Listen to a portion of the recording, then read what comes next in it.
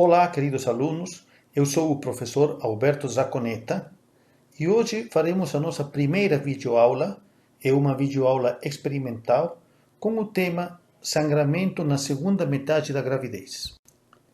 Inicialmente, antes de abordar a patologia, revisaremos brevemente alguns aspectos da placenta como a sua origem, localização normal, anatomia e função e os eventos pós-parto, ou seja, qual é o destino deste órgão uma vez finalizada a gravidez.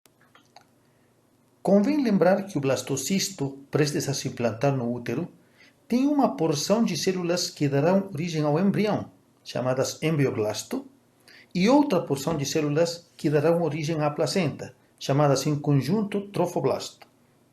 Portanto, a placenta é um órgão de origem fetal e por isso será eliminada após o parto. No que se refere à localização, devemos lembrar que a placenta normalmente está inserida nos 3/4 superiores do útero, sempre longe do canal cervical, por motivos que veremos adiante no decorrer desta aula. Ao abordar a anatomia placentária, deve-se ter em mente que se trata, como vocês podem ver na figura, de um órgão predominantemente vascular.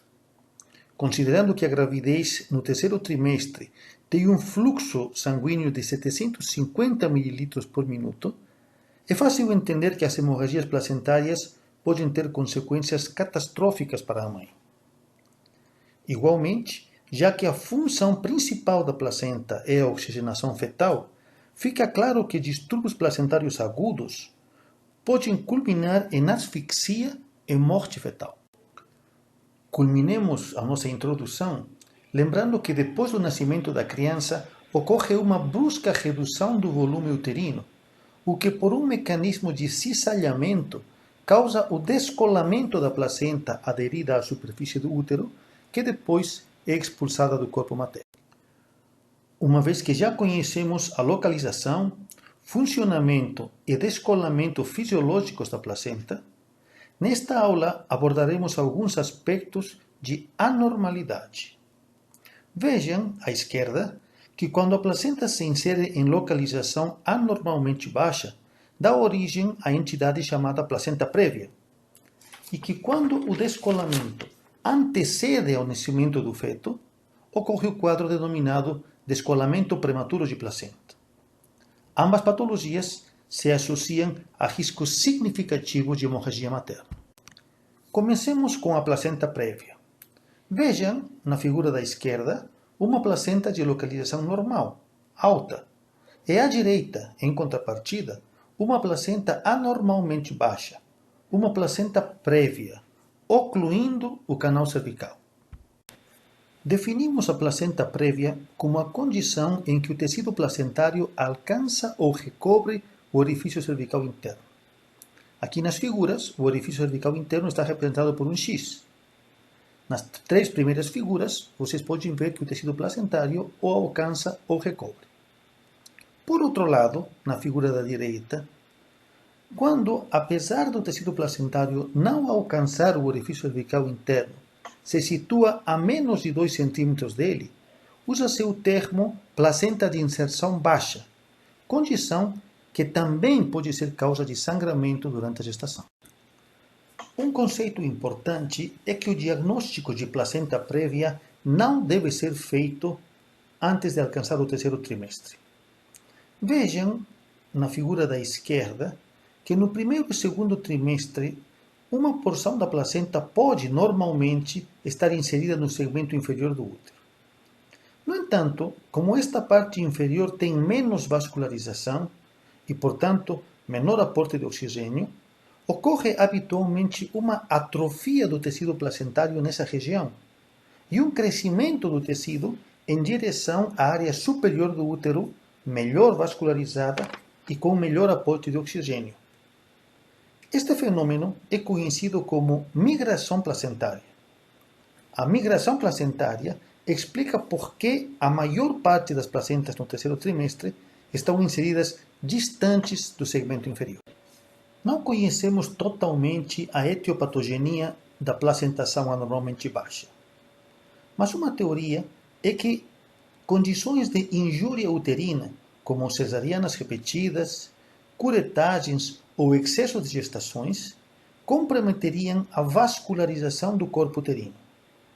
Nessa condição, o tecido trofoblástico cresceria mais em direção ao segmento inferior, explicando assim a placentação anormalmente baixa. O outro mecanismo é o excesso de tecido placentário, como ocorre nas gestações gemelares. É fácil compreender que quanto mais massas placentárias houver no útero, maior o risco de que alguma porção delas alcance o segmento inferior e o orifício cervical interno. Já agora, partindo para a parte clínica, deixemos estabelecido que o diagnóstico de placenta prévia pode ocorrer em dois cenários. Ele pode ocorrer como um achado ocasional em uma ecografia de rotina, com a paciente totalmente assintomática, vejam na figura da esquerda, ou o diagnóstico pode se dar durante a investigação de uma gestante que se apresenta com queixa de sangramento.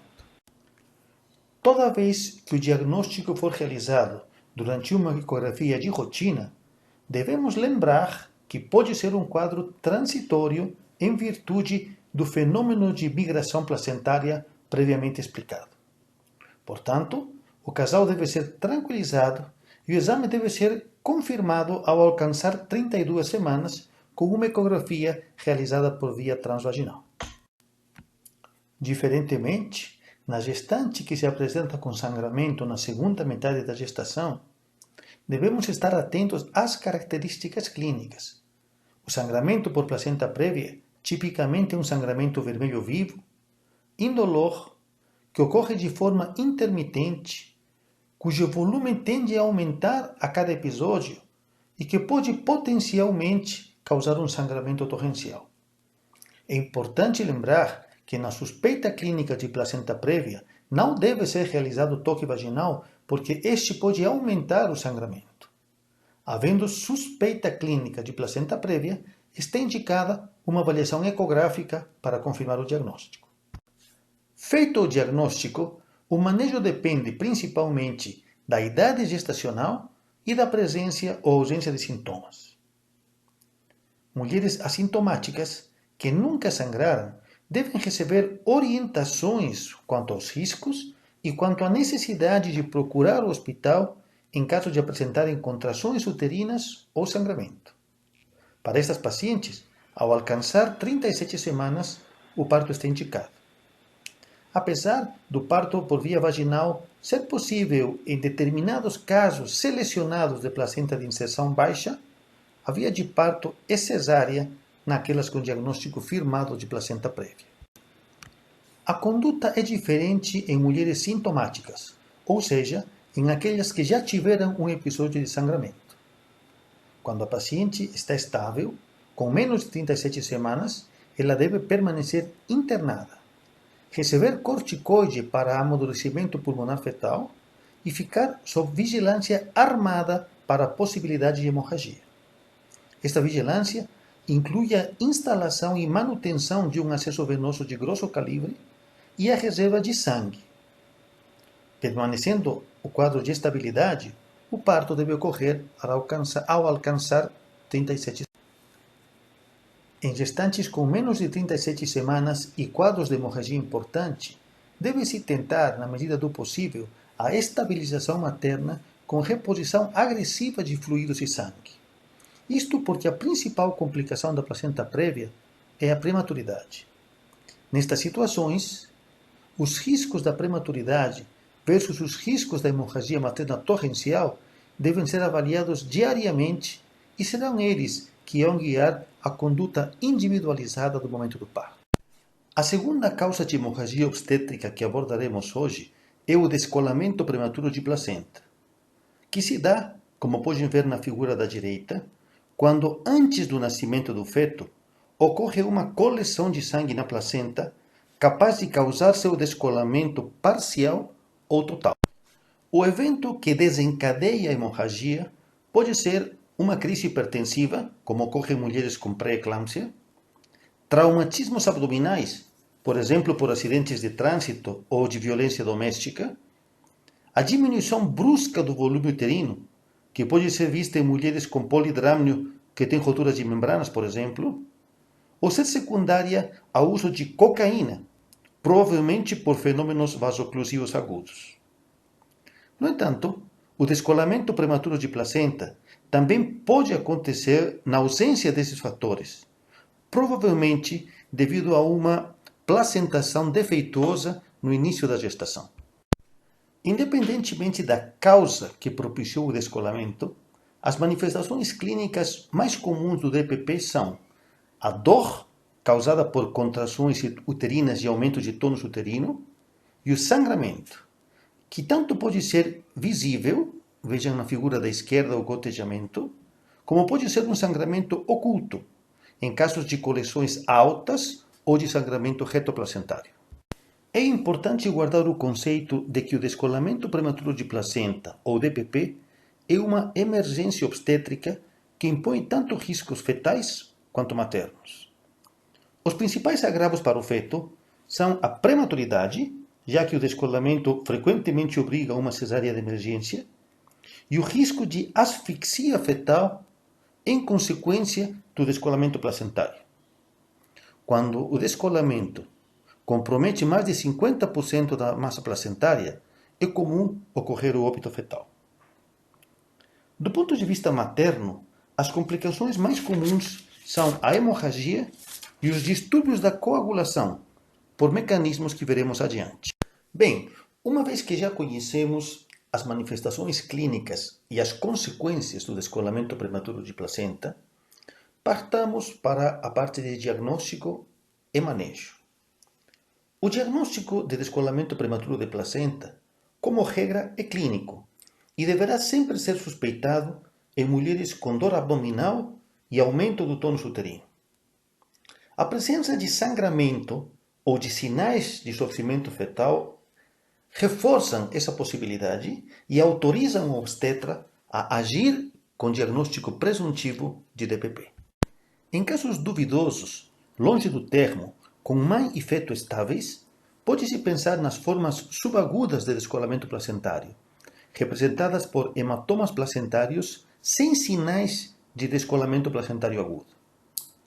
Nessas situações, a ecografia pode auxiliar no diagnóstico, pois mostra coleções dentro do parênquima placentário. Nas figuras, vocês podem ver entre as setas uma estrutura mais escura, que é o hematoma, no meio do tecido placentário, que aparece mais brilhante ou mais claro. O manejo do DPP depende da forma de apresentação clínica do transtorno. Quadros agudos, com sinais de sofrimento fetal ou instabilidade materna, obrigam ao parto emergencial imediato. Em contrapartida, os quadros estáveis permitem uma conduta mais personalizada. Quando o diagnóstico é feito a partir de 34 semanas, o parto programado parece uma alternativa razoável. Para pacientes longe do termo, é recomendável a internação, o uso de corticosteroides e a vigilância estreita, com parto entre 34 e 37 semanas. É importante dizer que, além do manejo obstétrico, o médico sempre deve investigar complicações hematológicas em pacientes com descolamento prematuro de placenta. Estas incluem não apenas a anemia decorrente do sangramento visível ou oculto, mas a coagulação intravascular disseminada. Na figura da direita, pode-se observar que o descolamento placentário promove a entrada maciça de fator tisular na circulação materna, ativando a cascata extrínseca da coagulação. O diagnóstico de coagulação intravascular disseminada se dá através da mensuração do tempo de protrombina, do tempo de tromboplastina parcial ativada e da dosagem de fibrinogênio. O tratamento requer a reposição dos fatores da coagulação mediante a administração de plasma fresco congelado ou crioprecipitado. A liberalidade na transfusão de sangue e hemocomponentes é essencial para salvar a vida da paciente. Depois do parto, que ocorre como regra de forma emergencial, o obstetra deve estar atento ao risco de hemorragia pós-parto. Isto porque o sangue do hematoma placentário pode se infiltrar entre as fibras miometriais. Vejam aqui na figura o aspecto arroxeado do miométrio pela infiltração hemática. E nesta outra figura, um caso extremo de infiltração miometrial, o chamado útero de Cuvier, onde a contratilidade miometrial fica severamente prejudicada, levando à hemorragia pós-parto por má contratilidade miometrial. Na vigência de um útero infiltrado e hipocontrátil, pode ser necessário o uso de drogas uterotônicas, ligaduras vasculares ou inclusive histerectomia de urgência para salvar a vida da paciente. Em conclusão, o futuro médico deve lembrar que a presença de hemorragia na segunda metade da gravidez é um sinal de alerta que pode indicar risco grave materno e fetal. Que a história clínica ou o exame físico nos orientam quanto à possível causa. Na suspeita de descolamento prematuro de placenta, lembrar que é uma urgência obstétrica e que a regra é a resolução ao diagnóstico. Algumas formas atípicas, longe do termo, podem se beneficiar da conduta conservadora e que no manejo do DPP jamais devemos negligenciar a pesquisa de distúrbios da coagulação. Quando a suspeita for de placenta prévia, evitar o toque vaginal, confirmar o diagnóstico através da ecografia transvaginal e transfundir, se necessário, agressivamente para evitar o parto prematuro. Finalmente, queridos alunos, agradeço a todos vocês pela atenção. Esta foi a nossa primeira experiência com videoaula em obstetrícia e foi realizada com os recursos mais básicos.